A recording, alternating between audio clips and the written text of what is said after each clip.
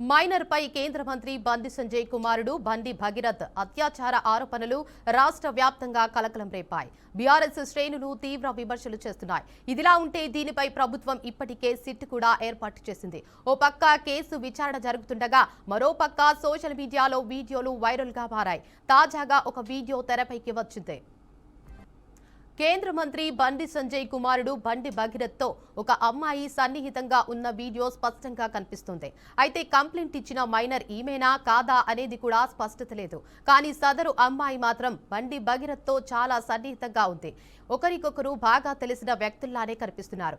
ఎంతో ప్రేమగా బండి భగీరథ్కు భోజనం తినిపిస్తుంది. ఒకవేళ పిఎస్లో ఫిర్యాదు చేసిన అమ్మాయి కూడా ఈమె అయితే కంప్లైంట్లో కొన్ని అవాస్తవాలు ఉండే అవకాశం ఉందనే వాదనలు వినిపిస్తున్నాయి.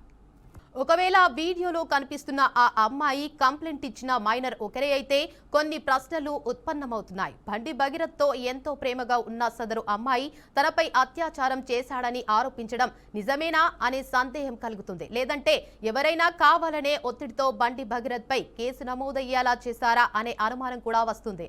నిజంగా అంత ప్రేమగా ఉన్న వారిద్దరూ ఇలా ఒకరిపై మరొకరు ఆరోపణలు చేయడం నమ్మశక్యమేనా? సందేహం ప్రతి ఒక్కరికి వస్తుంది. బండి సంజయ్ రాజకీయ ఎదుగుదల ఓర్చుకోలేకనే ఆయన ప్రత్యర్థుల్లో కొందరు ఇలా వీడియోలను సోషల్ మీడియాలో వైరల్ చేస్తున్నారని బండి వర్గీయులు ఆరోపిస్తున్నారు. ఇలాంటి వాటికి తాము భయపడబోమని తేల్చి చెబుతున్నారు.